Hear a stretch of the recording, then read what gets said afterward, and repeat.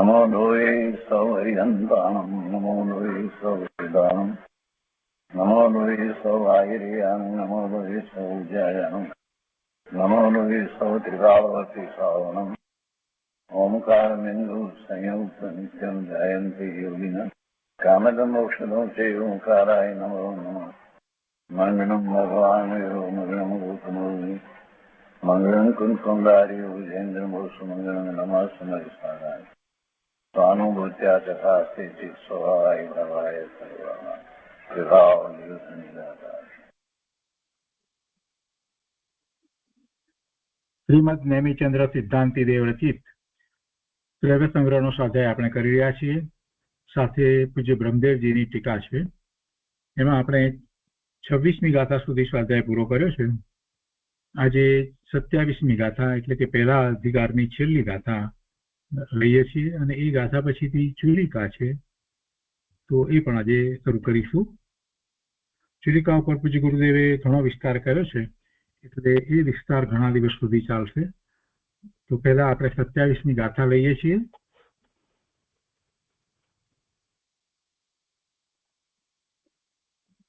દ્રવ્ય સંગ્રહમાં 27મી ગાથા, એમાં પ્રદેશનું લક્ષણ.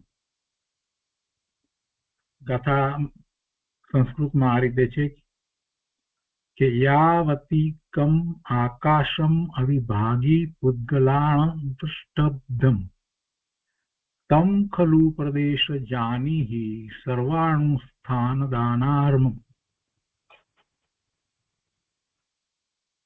હિન્દીમાં ગાથા આ રીતે છે.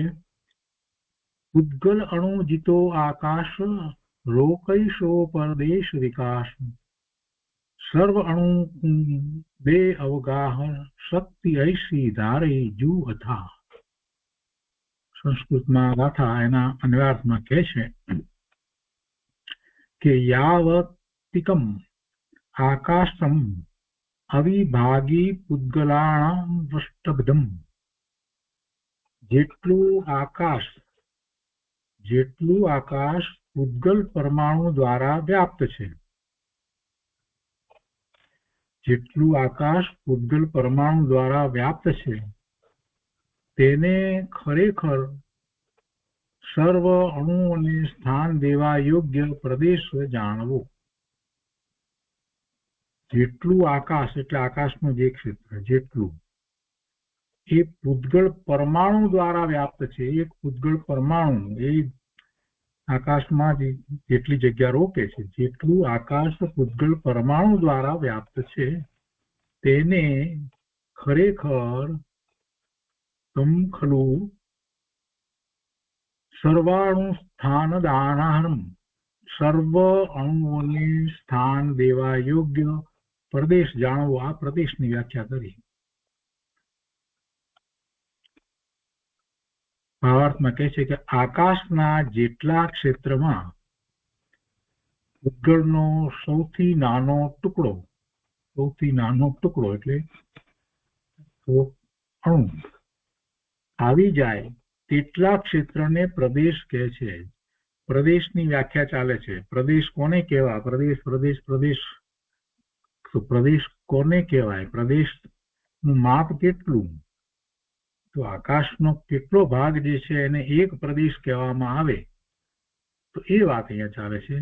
તો કે આકાશના જેટલા ક્ષેત્રમાં પુદ્ગળનો નાનામાં નાનો, સૌથી નાનો, કે જેના હવે વધારે ટુકડા ન થઈ શકે એવો કણ, એટલે એને આપણે અણુ કહીએ. ગુરુદેવ ઘણીવાર એને પોઈન્ટ કહે. તો એવો પુદ્ગળનો સૌથી નાનો ટુકડો આવી જાય, એટલું ક્ષેત્ર જે છે એને એક પ્રદેશ કહેવાય છે. આ પ્રદેશમાં ધર્મ અને અધર્મ દ્રવ્યનો પ્રદેશ,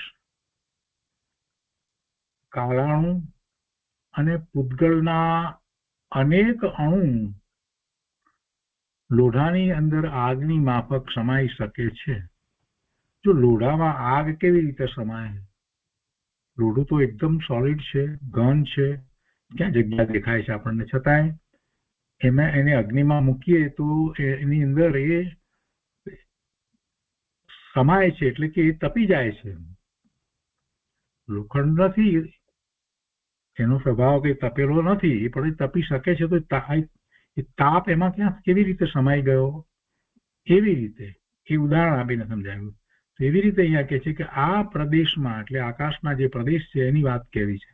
એ દરેક પ્રદેશનો વિચાર કરવાનો કે એમાં એક પ્રદેશમાં માત્ર એકલો કાણાનું જ રહી શકે એમ નથી. એક જ પ્રદેશની અંદર એમાં જ ધર્માસ્તિકાય પણ રહ્યું છે, અધર્માસ્તિકાય પણ રહ્યું છે.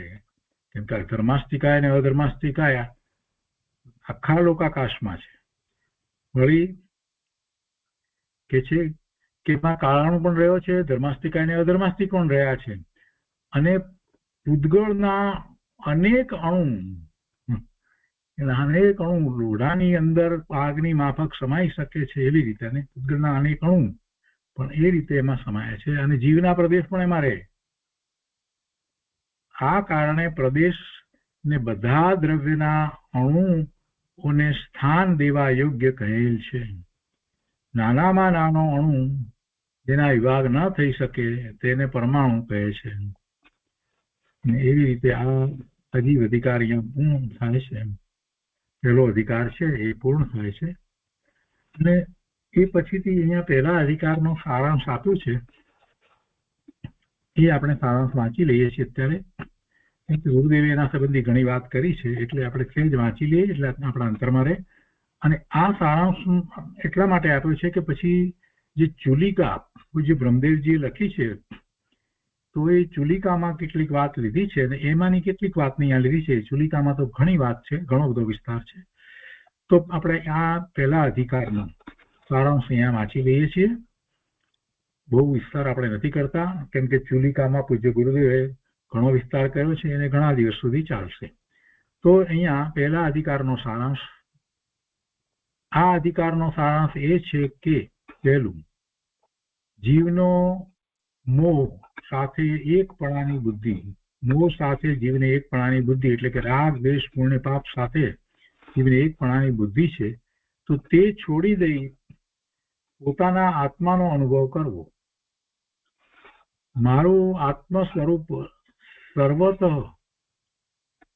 નિજ રસ રૂપ ચૈતન્યના પરિણમનથી પૂર્ણ ભરેલા ભાવ વાળું છે. મારું આત્મ સ્વરૂપ સર્વત બધે જ, કોઈ ભાગ ખાલી એવી વાત નથી. મારું આત્મ સ્વરૂપ સર્વત નિજ રસ રૂપ ચૈતન્યના પરિણમનથી પૂર્ણ ભરેલા ભાવ વાળું છે. ચૈતન્યપણું મારા સ્વરૂપને વિશે પૂર્ણ છે. માટે આ મોહ મારો કાંઈ પણ લાગતો વળગતો નથી. એ મારામાં નથી, એ મારાથી જુદો છે. મારું તો નિજરસથી ચૈતન્ય સ્વરૂપ છે. નિજરસથી ભરેલું, પૂર્ણ ભરેલું, ચૈતન્યથી ભરેલું એવું મારું તો સ્વરૂપ છે. એટલે આ મોહ મારો કાંઈ પણ લાગતો વળગતો નથી. અર્થાત એને અને મારે કાંઈ પણ નાતો નથી. મોહને અને મારે કાંઈ પણ નાતો નથી. હું તો શુદ્ધ ચૈતન્યના સમૂહ રૂપ તેજપુંજનો નિધિ છું એમ નક્કી કરી પોતાથી જ પોતાના એક આત્મ સ્વરૂપનો અનુભવ કરવો. સમયસાર કળત્રીસ માંથી આ વાત લીધી છે. આત્મ સ્વરૂપનો અનુભવ કરવો, આ પહેલી વાત લીધી.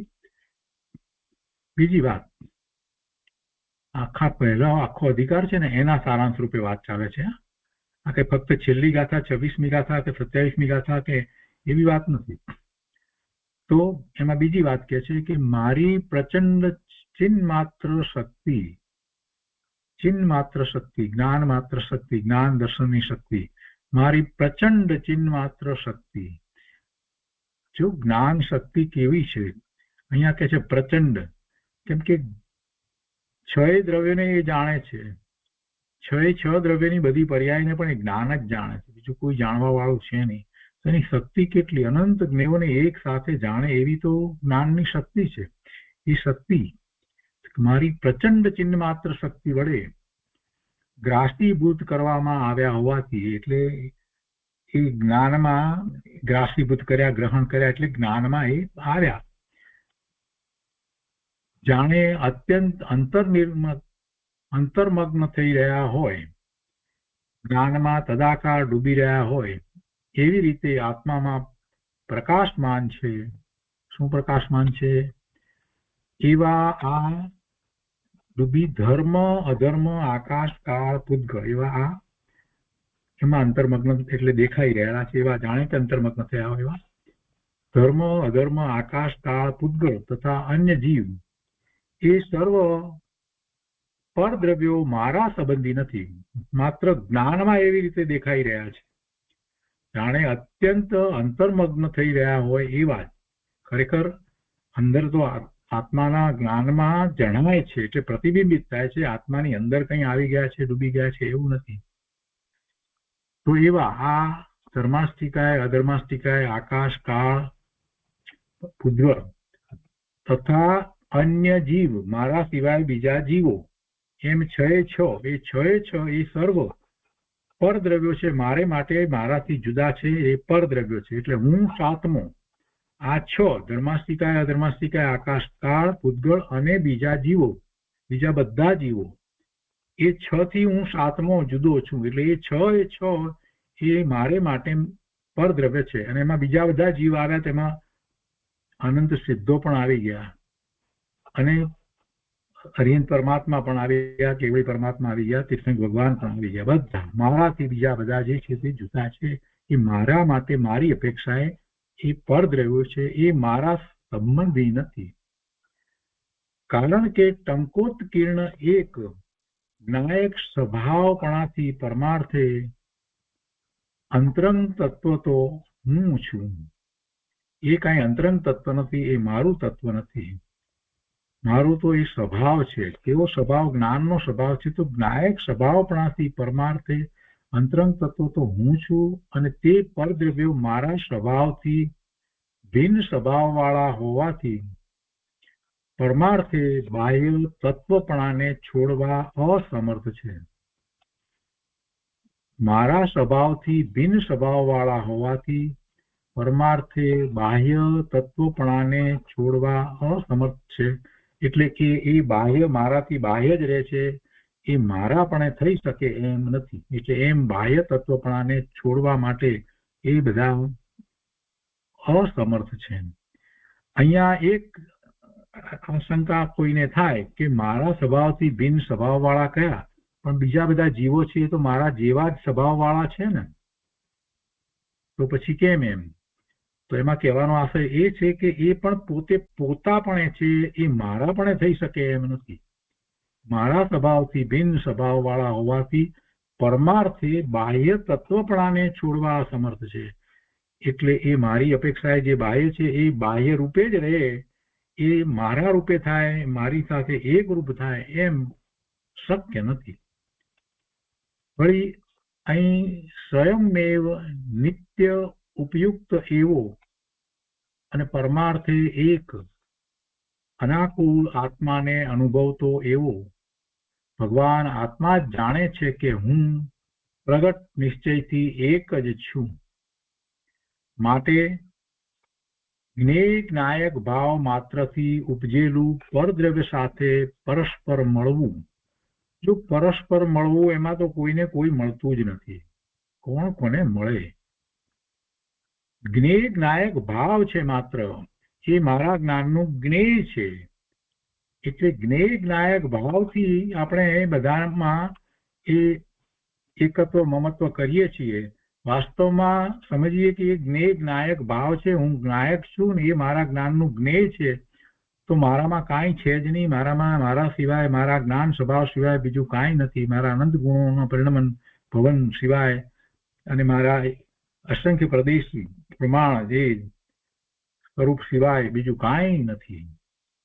એટલે કે છે અહીંયા કે માટે જ્ઞેય જ્ઞાયક ભાવ માત્રથી ઉપજેલું પરદ્રવ્યો સાથે પરસ્પર મળવું હોવા છતાં પણ પ્રગટ સ્વાદમાં આવતા સ્વભાવના ભેદને લીધે ધર્મ અધર્મ આકાશ કાળ પૂતગળ અને અન્ય જીવો પ્રત્યે હું નિર્મમ છું. મને કોઈ મમત્વ નથી, કેમ કે એનો સ્વાદ મને નથી આવતો. મને તો મારા સ્વભાવનો સ્વાદ આવે છે, એનો અનુભવ થાય છે, એને હું અનુભવું છું. પ્રગટ સ્વાદમાં આવતા સ્વભાવ અને એનાથી આ બધા જુદા, એ બેની વચ્ચે ભેદ પડી જાય છે. જે સ્વભાવ છે એ અને આ છ એની વચ્ચે ભેદ પડે છે, એટલે એમના પ્રત્યે મને કોઈ મમત્વ નથી, એનાથી હું નિર્મમ છું. કારણ કે સદાય પોતામાં એકપણાને પ્રાપ્ત હોવાથી આત્મ પદાર્થ અથવા દરેક પદાર્થ એવો જ અને એવો જ સ્થિત રહે છે. કોઈ બે પદાર્થ ભેગા મળતા નથી. સમયસારની 37મી ગાથામાંથી વાત લીધી છે. એવો ને એવો જ દરેક પદાર્થ સ્થિત રહે છે. તો આ પ્રમાણે ભાવક ભાવથી અને જ્ઞેય ભાવથી જીવે વેદ જ્ઞાન કરવું, અને એ આ અધિકારનો સાર છે. અજીવની બધી વાત કહેવામાં આવી, પણ છેવટે વાત અજીવની વાત કરી અને જીવની પણ જે કંઈ વાત કરી એ બધા દ્વારા એમાંથી પ્રયોજનભૂત વાત તો આ સમજવાની છે, ભેદ જ્ઞાન કરવું. હવે પૂજ્ય બ્રહ્મદેવજીએ જે ટીકા લખી છે એ પહેલા 27મી ગાથાની ટીકા લઈએ અને એનો વિસ્તાર સમજીએ, અને તે પછીથી જે ચુલિકા છે તે લઈએ છીએ. અને એ ચુલિકાની પછી જે ચુલિકામાં છેલ્લે જે પ્રયોજનભૂત વાત જે લેવામાં આવી છે એ જ આપણે સંક્ષિપ્તપણે અહીંયા અત્યારે આ પ્રયોજન દ્વારા લીધી છે. તો ગાથા 27મી બ્રહ્મદેવજીની ટીકામાં અહીંયા ગાથાર્થમાં પહેલા કહે છે કે જેટલું આકાશ અવિભાગી પૂતગળાણુથી એટલે પૂતગળ અણુથી, જેટલું આકાશ અવિભાગી જેનો વિભાગ ન થાય, ભાગ ન પડે એવા પૂતગળાણુથી એટલે પૂતગળનો અણુથી રોકાય છે, તેને સર્વ અણુઓને સ્થાન દેવાને યોગ્ય પ્રદેશ જાણવો, તેને પ્રદેશ જાણવો. અને એ પ્રદેશ જે છે એ સર્વ અણુઓને સ્થાન દેવા યોગ્ય છે. ટીકામાં કહે છે જાવદિયમ આયાસમ અવિભાગી પૂતગલાણુ ઉત્તમ તમ ખૂપદેશમ જાણે. જે શિષ્ય જેટલું આકાશ અવિભાગી પૂતગળ પરમાણુથી વ્યાપ્ત હોય તેટલા આકાશને સ્પષ્ટપણે પ્રદેશ જાણ. એ એક પ્રદેશની વ્યાખ્યા થઈ. કેવો છે તે? તો કે 94 દાણા રિહમ, તે પ્રદેશ સર્વ અણુઓને, સર્વ પરમાણુઓને અને સૂક્ષ્મ સ્કંધોને સ્થાન એટલે અવકાશ દેવાને યોગ્ય છે, સમર્થ છે. આકાશ દ્રવ્યમાં એવી અવગાહન શક્તિ છે, તેથી જ અસંખ્યાત પ્રદેશી લોકાકાશમાં પણ અનંતા અનંત જીવો અને તેના કરતા પણ અનંત ગુણા પૂતગળો સમાવેશ પામે છે. પોતાને તો અસંખ્યાત પ્રદેશી લોકાકાશને તો, પણ તેમાં અનંત જીવો રહી શકે છે. કે છે અનંતા અનંત જીવો અને તેના કરતા પણ અનંત ગુણા પૂતગળો સમાવેશ પામે છે.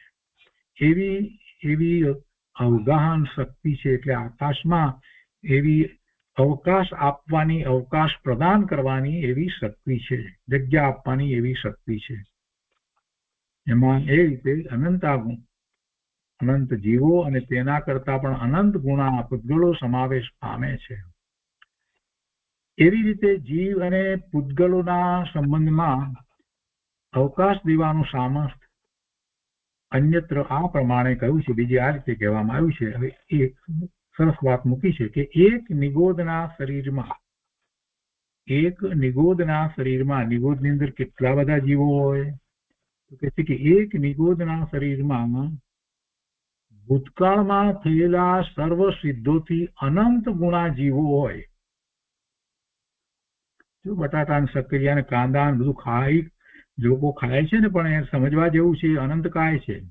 ગુરુએ અમસ્તું નથી કહ્યું એ વાત કે અનંતકાય છે. જો અહીંયા શાસ્ત્રમાં એ વાત છે, એ અનંતકાય કહેવાય. એનો વિકલ્પ કરવો નહીં ખાવાનો. શું કહે છે? એક નિગોદનું શરીર, અને એ તો સક્કરિયા ને બટાટા ને ગાજર ને કાંદા ને બધું આમ કે હેલ્થ માટે સારું ને, અમે તો અમુક રીતે લઈએ છીએ. આમ તો અમે નથી ખાતા, પણ હવે આ તો શું થાય, શરીરને માટે ખાઈએ છીએ. આ બધા જે બાના વાણિયાઓ કાઢે છે ને, બધા ખોટા બાના છે. એનાથી કાંઈ થતું નથી. હાર્ટને માટે ખાઈએ છીએ. લસણ ખાઈને પાછા એમ કે અરે ભાઈ, ગાંડો થયો છે, સમજતો ખરો શાસ્ત્ર શું કહે છે કે એક નિગોદના શરીરમાં, હવે એવા તો કેટલા શરીર, અસંખ્ય શરીર હોય એની અંદર. એક બટેટાની કણી ઉપર કેટલા નિગોદના શરીર, એક સોયની કણી ઉપર કેટલા નિગોદના જીવ હોય. બટેટાની એક કણી લઈએ સોય ઉપર રહે એટલી કણી ઉપર, તો એવા એક નિગોદના શરીરમાં અહીંયા શાસ્ત્રમાં કહ્યું છે ભાઈ કોઈ શંકા કે આશંકા કાંઈ કરવી નહીં. એક નિગોદના શરીરમાં કેટલા છે જીવો? તો કે ભૂતકાળમાં થયેલા સર્વ સિદ્ધોની સંખ્યા. કેટલા સિદ્ધો થયા? અનંત સિદ્ધો થયા. તો કે ભૂતકાળમાં થયેલા સર્વ સિદ્ધોથી અનંત ગુણા જીવો દ્રવ્ય પ્રમાણથી દેખવામાં આવ્યા. કોમટસારની વાત છે આ. ઝુમટસાર જીવકાંડમાંથી લીધેલી વાત છે, એમને એમ નથી. હેમચંદ સિદ્ધાંત દેવે ઘુમટસારની રચના કરી, એમાં આ વાત આવી છે. તો કે છે કે એવા દ્રવ્ય પ્રમાણ એટલા જીવો દેખવામાં આવ્યા. કોના દેખવામાં આવ્યા? ભગવાનના દેખવામાં આવ્યા, સર્વજ્ઞ પરમાત્માના દેખવામાં આવ્યા. સર્વજ્ઞ પરમાત્માએ કેવી રીતે જોયા? શ્રી પ્રભુ જ્ઞાન રૂપી અરીસો જયારે નિર્મળ પૂર્ણ થયો છે તો માત્ર એમાં પ્રતિબિંબિત થાય. સીધી સિમ્પલ વાત છે. જ્ઞાન રૂપી અરીસો નિર્મળ છે, સ્વચ્છ છે, તો પછી જેટલા જ્ઞેયો હોય એમાં પ્રતિબિંબિત થાય. અને ભૂતકાળ વર્તમાન કાળ સાથે જયારે સંબંધ નથી તો પછી એ જ્ઞેય તરીકે દેખાય. તો ભગવાનના જ્ઞાનમાં આવ્યા છે. અને આ લોક સર્વ તરફથી વિવિધ તથા અનંત અનંત સૂક્ષ્મ અને બાદર પૂતગલોથી ખીચો ખીચ ભર્યો છે. આ લોક બધી તરફથી વિવિધ તથા અનંત અનંત સૂક્ષ્મ. વિવિધ કેમ કયા? કેમ કે જે પૂતગળ પરમાણુઓ જે છે એના કેટલાય સ્કંદો, કેટલી પ્રમાણે આપણે વળગણા જે કહીએ છીએ ને, 22 પ્રકારની વળગણા પૂતગળોની, એ બધી. તો કે છે કે સર્વ તરફથી વિવિધ તથા અનંત અનંત સૂક્ષ્મ અને બાદર પૂતગળોથી ખીચોખીચ ભર્યો છે. આગળ કહે છે, આ પંચાષ્ટિકાઈની 164મી ગાથામાંથી વાત લીધી છે. હવે એમાં શંકા કરી છે કે મૂર્ત એવા, જેને મૂર્તિકપણું છે એવા મૂર્ત, એવા પૂતગલોમાં ભેદ હો એમાં વિરોધ નથી, પરંતુ અમૂર્ત અને અખંડ આકાશ દ્રવ્યમાં ભેદ કલ્પના કેવી રીતે હોઈ શકે? આકાશમાં તમે એક પ્રદેશ એવો ભેદ કેવી રીતે પાડ્યો? આકાશ તો અખંડ એક છે. કહ્યું ને, એક પ્રદેશની વાત કરી તો એવો ભેદ કેમ પાડ્યો તમે? પૂતગળોમાં તો બરાબર સમજાય છે, પણ એ તો એને તો મૂર્તિકપણું છે, પરંતુ અમૂર્ત છે અને અખંડ છે એવા આકાશ દ્રવ્યમાં ભેદ કલ્પના કેવી રીતે હોઈ શકે? એનું સમાધાન આપતા કહે છે કે તે શંકા યોગ્ય નથી, એ શંકા કરવા જેવું નથી.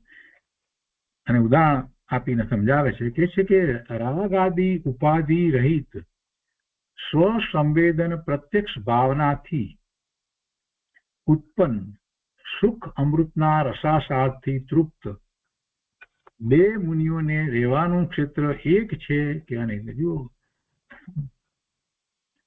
કેવી વાત છે. જે સમજાવવું છે એ દ્રષ્ટાંત આપવું છે, તો દ્રષ્ટાંત જે છે તે અધ્યાત્મનું દ્રષ્ટાંત આપે છે. આ જ એમની વિશેષતા છે, બ્રહ્મદેવજીની વિશેષતા છે. સમજાવવું છે તો પૂતગળને અથવા તો અજીવને, આ આકાશને સમજાવવું છે, પણ સમજાવે છે એ જીવના ઉદાહરણથી, અને એમાં અધ્યાત્મ હોય એવા ઉદાહરણથી સમજાવે છે. આ મોટી વાત છે એમની. દરેક જગ્યાએ એમણે એવી રીતે જ ઉદાહરણ લીધા છે. શું ઉદાહરણ લઈને સમજાવે છે? કે બે મુનિ છે. વાત તો એટલી જ કરવી હતી, સીધે સીધું કહી શક્યા હોત કે બે મુનિ છે, એમનું ક્ષેત્ર એક છે કે બે છે, પણ એમને એને બદલે શું લીધું? આખી એક લીટી લખી, એટલા વિશેષણોથી ભરેલી આખી લાઈન લખી દીધી છે. કેવા મુનિ છે એમ કહ્યું છે કે રાગાદિ ઉપાધિ રહિત, રાગ દ્વેષ આદિની કોઈ ઉપાધિ છે જ નહીં એવા. અને પાછું શું છે? તો નાસ્તિપૂર્વક કથન કર્યું. પણ પોતે શું છે મુનિ? તો કે સ્વસંવેદન પ્રત્યક્ષ ભાવનાથી ઉત્પન્ન સુખ અમૃતના રસાસ્વાદથી તૃપ્ત છે. સુખ અમૃતના રસાસ્વાદથી પોતે તૃપ્ત છે એવા મુનિ લીધા છે. અને એવા સુખ અમૃતના સ્વાદથી તૃપ્ત કેવી રીતે થયા? તો કે સ્વસંવેદન પ્રત્યક્ષ ભાવનાથી, સ્વનું સંવેદન એવું પ્રત્યક્ષ એનાથી જે સુખ અમૃત ઉત્પન્ન થયું, એનો અર્થ કે સ્વસંવેદન કરવાથી સુખ અમૃતની પ્રાપ્તિ થાય, એનો રસ આવે, એ રસાસ્વાદથી જીવ આનંદમાં હોય. તો આનાથી આ તો તૃપ્ત છે એવા મુનિ લીધા છે. એટલે સાતમા વંશાની અંતરંગ દશા કેવી છે, ભાવલિંગી મુનિ છે, પ્રચુર સંવેદન સહિતના હોય એવા મુનિની વાત લીધી છે. એટલે એમાં આ રીતે વાત લીધી. અને નાસ્તિથી એમને શું છે, નાસ્તિથી રાગાદી નથી, એ બધી ઉપાધિથી રહિત છે. તો એવા મુનિ, હવે એમ વાત તો કરવી છે માત્ર મુનિના રહેવાના ક્ષેત્રની જ કરવી છે, પણ આ રીતે મુનિપણું હોય છે એ આપણને સમજાવી દીધું. તો કે છે કે એવા મુનિઓને, બે મુનિ છે, તો એવા મુનિઓને રહેવાનું ક્ષેત્ર એક છે કે અનેક, એટલે કે બે છે. જો બંનેને રહેવાનું ક્ષેત્ર એક હોય તો બંનેનું એકપણું થાય, પણ એમ તો છે નહીં, બંને જુદા જુદા છે. અને જો કહો કે બંનેનું નિવાસ ક્ષેત્ર જુદું છે, તો નિર્વિભાગ એવા, જેનો વિભાગ પડતો નથી, એવા આકાશ દ્રવ્યમાં પણ ઘટાકાશ, પટાકાશ ઇત્યાદિની જેમ વિભાગ કલ્પના સિદ્ધ થઈ. તો પછી એમાં બે છે તો બે ક્ષેત્રો થયા, તે આકાશની અંદર જ એમના બે ક્ષેત્રો થઈ ગયા કે ના થઈ ગયા? તો પછી પેલું તમે જે શંકા કરતા હતા કે અખંડ આકાશ દ્રવ્યમાં ભેદ કલ્પના કેવી રીતે હોઈ શકે, તો એવી કોઈ ભેદ કલ્પના નથી. એ ક્ષેત્રની અપેક્ષાએ આખી વાત કહેવામાં આવી છે. એટલે એ રીતે એનો ભાગ પડતા નથી, એથી કઈ કોઈ ભાગ પડી જાય છે આકાશના, એવો અર્થ નથી. એક પ્રદેશ પ્રમાણે ભાગ પડી જતા નથી. અરે લોકાકાશ ને અલોકાકાશ એવાય ખરેખર ભાગ પડતા નથી, અખંડ આકાશ અખંડ છે. તો એ વાત અહીંયા 27મી ગાથામાં એ શંકા સમાધાન કરી અને 27મી ગાથા પૂરી કરી. અને હવે કહે છે કે આ રીતે 5 સૂત્રોથી પંચાસ્તિકાયનું પ્રતિપાદન કરનારો ત્રીજો અંતર અધિકાર પૂરો થયો. અને એ રીતે જોઈએ તો પહેલો અધિકાર પણ અહીંયા પૂરો થાય છે. મુખ્ય અધિકાર પહેલો અને એના 3 બીજા અંતર અધિકાર હતા, એમાંનો આ ત્રીજો અંતર અધિકાર પૂરો થયો. આ 27મી ગાથા થઈ. એટલે આમાં કુલ 55 ગાથા છે. તો આગળ અહીંયા કહે છે કે પૂરો થયો બરાબર, પણ હવે મૂળ વાત કહે છે કે એ રીતે શ્રી નેમિચંદ્ર સિદ્ધાંતિ દેવ રચિત દ્રવ્ય સંગ્રહ ગ્રંથમાં નમસ્કાર આદિ 27 ગાથાઓ દ્વારા 3 અંતર અધિકારો વડે 6 દ્રવ્ય અને પંચાસ્તિકાયનું પ્રતિપાદન કરનાર પ્રથમ અધિકાર સમાપ્ત થયો. કોઈને લાગે કે હવે બીજો અધિકાર શરૂ થશે, પણ એમ ન હોય ભાઈ, એમ ન હોય. અહીંયા તો આચાર્ય ભગવાન બેઠા છે, તમને કઈ એમને જવા નહીં દે, તમને જ્ઞાન કરાવીને જ જવા દેશે. એમને એમ જ છે, અંતરમાં કરુણા થઈ છે કે કેમ કરીને તમે આની મૂળ વાતને પકડો, મૂળ વસ્તુને પકડો. એટલે તમે જોશો તો મોટા શાસ્ત્રોની અંદર ઘણી જગ્યાએ એવી ચુલિકા લખવામાં આવી છે. ચુલિકા લખવામાં આવી છે એટલે જે કહેવાઈ ગયું છે અને એમાં બીજું વિશેષ કેવું છે એટલે કહેવાઈ ગયું છે, એમાં પણ વધારે કંઈક વાત કરવી છે, એમ કરીને પાછળ ચુલિકા લખી છે. પંચાસ્તિકા પ્રવચન સારની અંદર પણ ત્રીજો આખો અધિકાર ચુલિકા રૂપ છે. જ્ઞેય તત્વ પ્રજ્ઞાપણ, જ્ઞાન તત્વ પ્રજ્ઞાપણ અને ચુલિકા, આખો મોટો અધિકાર છે. ચુલિકા રૂપે આચાર્ય ભગવાને પોતે જ લખ્યું છે, કુંકુંદાચાર્ય ભગવાને પોતે લખ્યું છે.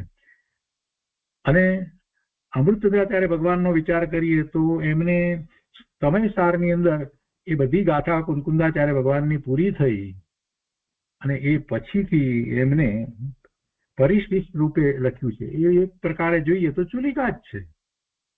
તો અહીંયા ચુલિકા છે. સતદ્રવ્ય પંચાસ્તિકાય અધિકાર ચુલિકા. હવે આ ચુલિકા જે છે ને એમાં જે 2 ગાથા કહેવામાં આવી છે, તો એ ગાથા જે છે ક્યાંથી લેવામાં આવી છે એ જરાક આપણે સમજી લઈએ. આ 2 ગાથાઓ લેવામાં આવી છે. તો એ પહેલો અધિકાર પૂરો થતા અને બીજો અધિકાર શરૂ થતા લેવામાં આવી છે. ખરેખર આ બીજા અધિકારની નથી, પણ અહીંયા પ્રવચનનું પુસ્તક છે ને એમાં ફક્ત એટલું લખ્યું, પહેલો અધિકાર પૂરો થયો એટલે બીજો અધિકાર શરૂ કરે છે. એટલે ગુરુદેવ એ રીતે બોલતા હોય એટલે એમ લીધું છે. ગુરુદેવ કહે છે કે હવે 6 દ્રવ્યોની ચુલિકા એટલે ઉપસંહાર. જો ઉપસંહાર છે, ઉપસંહાર તો પહેલા થયું હોય એનો ઉપસંહાર હોય ને, એટલે પહેલા અધિકારનો જ આ ઉપસંહાર છે. અને એ 6 દ્રવ્યની જે અત્યાર સુધી વાત કરી એનો ઉપસંહાર છે. એટલે હવે 6 દ્રવ્યોની ચુલિકા એટલે ઉપસંહાર તરીકે વિશેષ વ્યાખ્યાન કરે છે.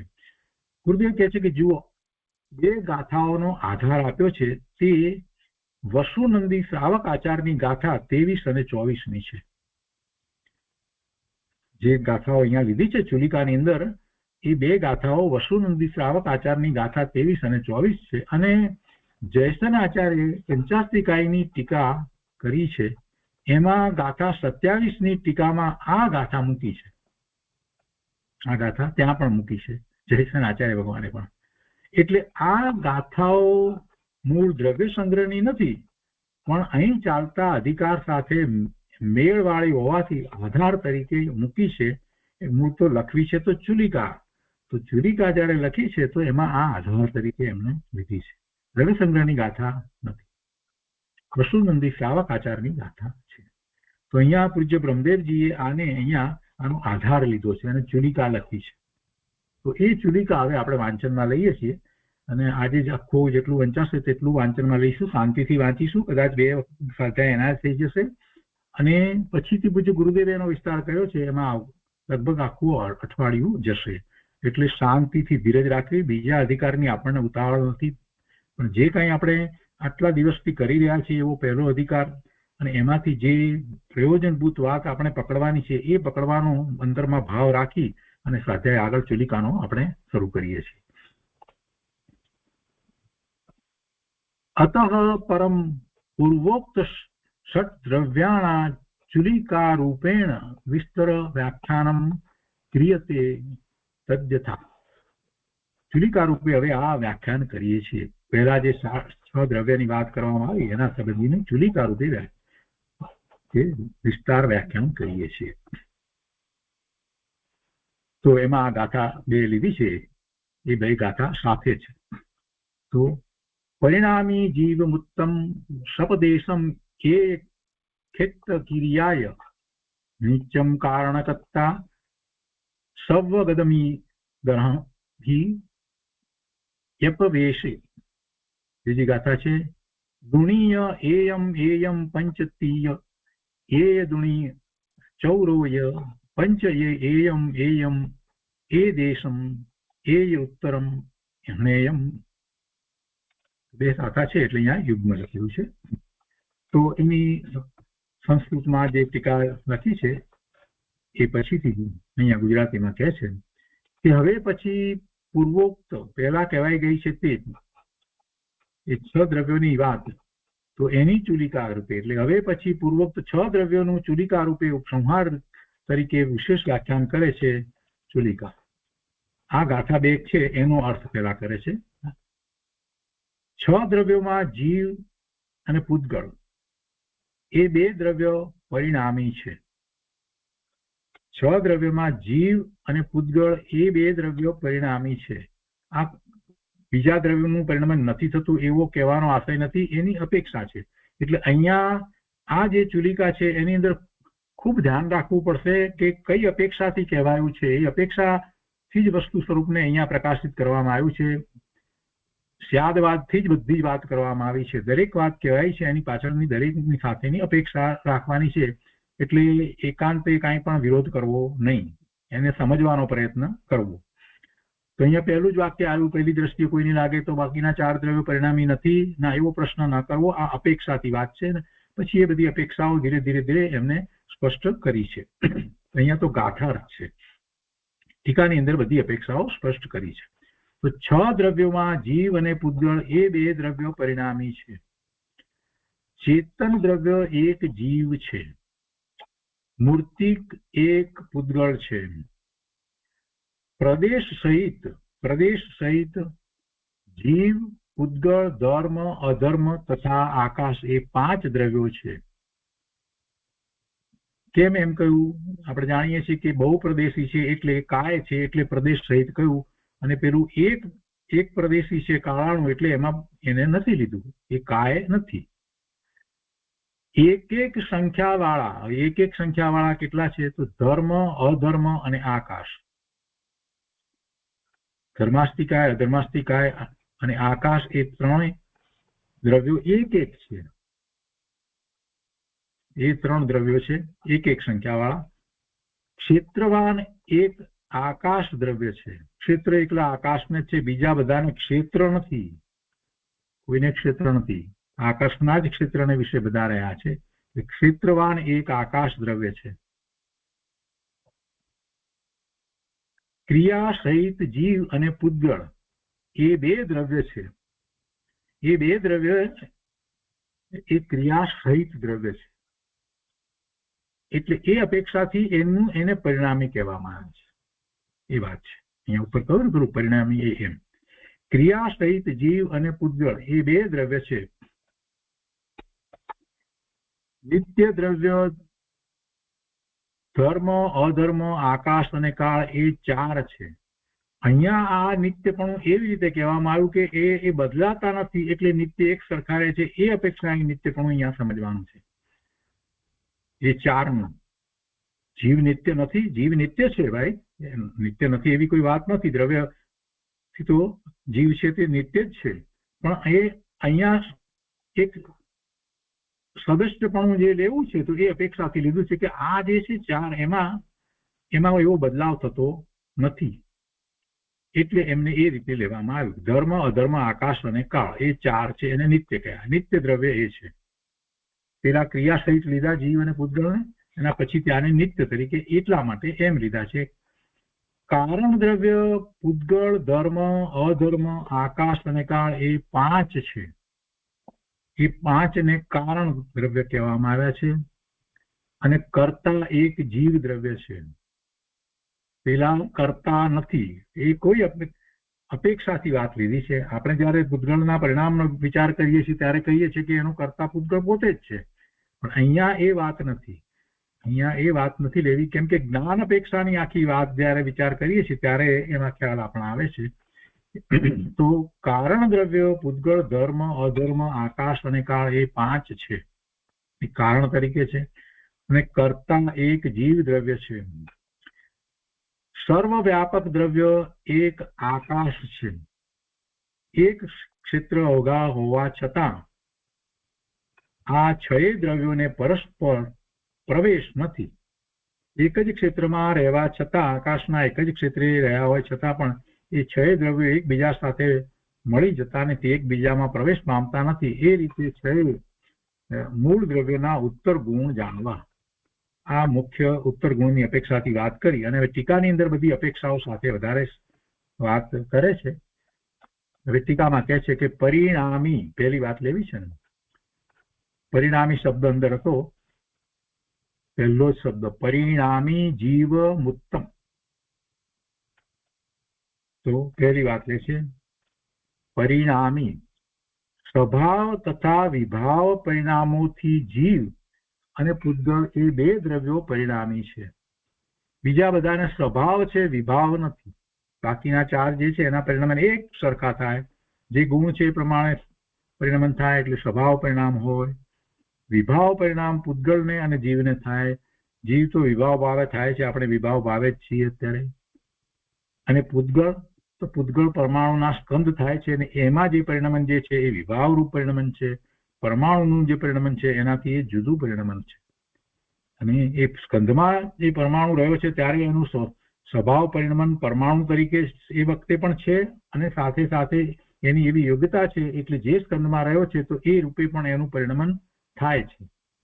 એ યોગ્યતા રૂપે એનું પરિણમન છે, એ વિભાવ પરિણમન છે.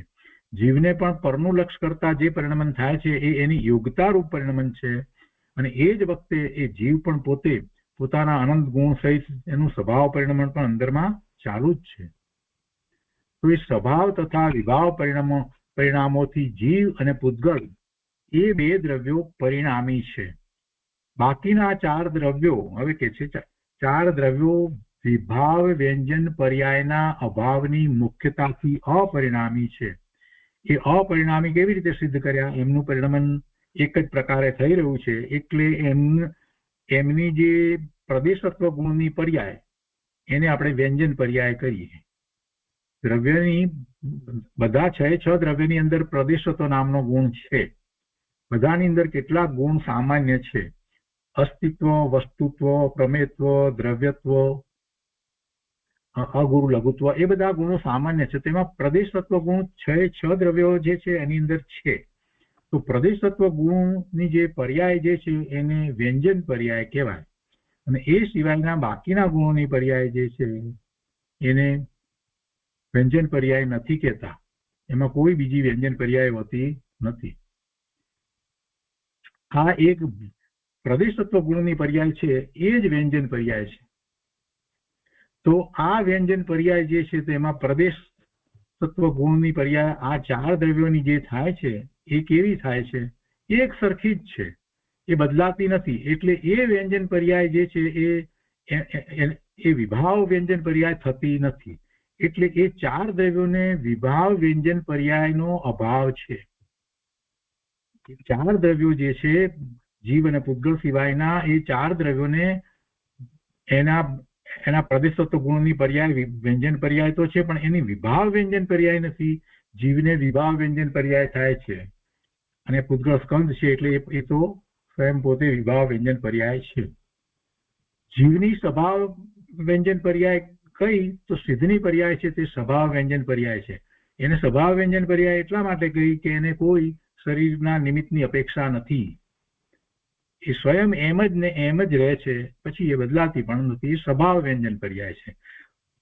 તો આ વાત પહેલા પણ આપણે કરી છે, પણ કદાચ કોઈકને યાદ ન હોય તો યાદ કરાવીએ છીએ. તો વિભાવ વ્યંજન પર્યાય આ ચાર દ્રવ્યોને નથી.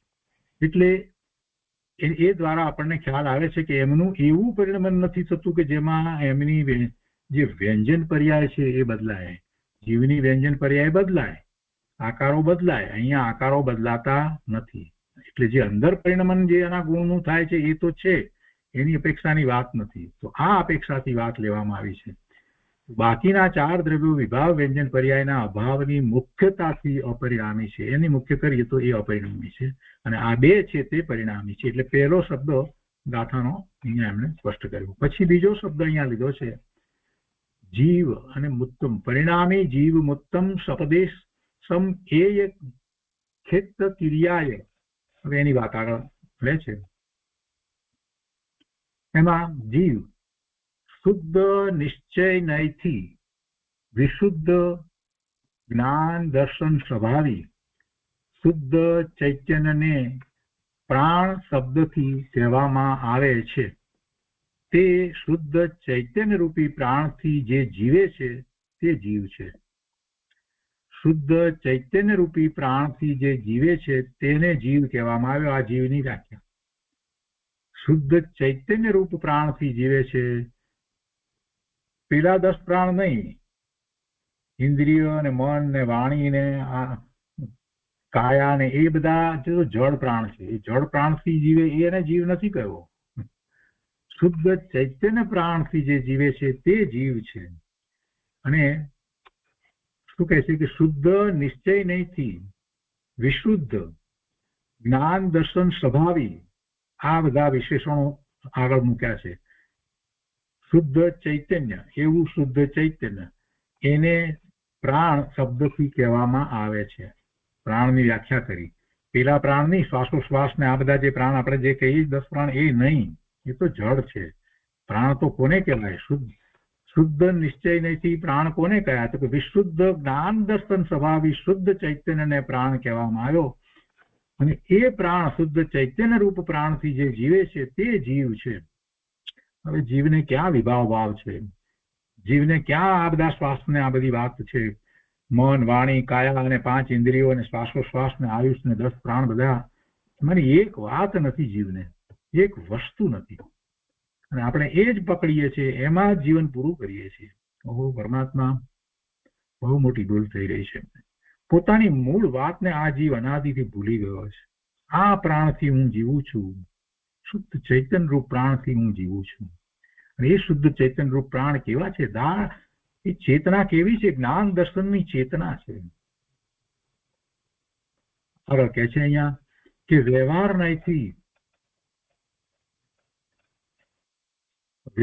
નહીંથી કર્મોદય જનિત, કર્મના ઉદય જેને જન્મ આપ્યો છે એવું કર્મોદય જનિત, એને કારણે છે, કર્મના ઉદયને કારણે. પણ એ વ્યવહાર નહીંથી કર્મોદય જનિત દ્રવ્ય અને ભાવરૂપ 4 પ્રકારના ઇન્દ્રિય, બળ, આયુ, શ્વાસોશ્વાસ એવા પ્રાણોથી જે જીવે છે, જીવશે, અને પૂર્વે જીવતો હતો તે જીવ છે. આ વ્યવહારથી આ જીવતો કહેવાયો. એમાં ઇન્દ્રિય, બળ, આયુ અને શ્વાસોશ્વાસ એમ મુખ્યથી લીધા ને, એટલે એ રીતે 4 લીધા. અને બળની અંદર પછી આવી જાય છે કે મન, વાણી અને કાયા, એ 3 આવે. આ 4, 5 અને ઇન્દ્રિય, આ ઇન્દ્રિયની અંદર એ 5 આવે એટલે કુલ 10 થયા. અને એ પ્રમાણે આપણે જાણીએ છીએ કે એક ઇન્દ્રિય જે છે તેને એક ઇન્દ્રિય છે, ફક્ત એક જ ઇન્દ્રિય છે, અને મન અને વાણી નથી, એને કાયા છે, આયુ છે અને શ્વાસોશ્વાસ, એટલે 4 પ્રાણ છે. અને 2 ઇન્દ્રિય થાય છે તો પછી 6 થઈ જાય છે, કેમ કે બીજી ઇન્દ્રિય જે છે તેમાં એને આહાર છે અને એ ભાષા પણ આવી જાય છે. એ અપેક્ષાથી જીવાન્દ્રિય લઈએ એટલા માટે, એટલે 2 થઈ જાય છે, એટલે 6 થાય છે. તો એ પ્રમાણે ઉત્તરોત્તર જેમ ઇન્દ્રિય વધારતા જઈએ છીએ એ પ્રમાણે એ છેલ્લે પંચેન્દ્રિય સંઘની જે છે એને 10 પ્રાણ થાય છે. તો એવા પ્રાણોથી જે જીવે છે, જીવશે, અને પૂર્વે જીવતો હતો તે જીવ છે. આ વ્યવહારથી આને જીવ કહેવાય.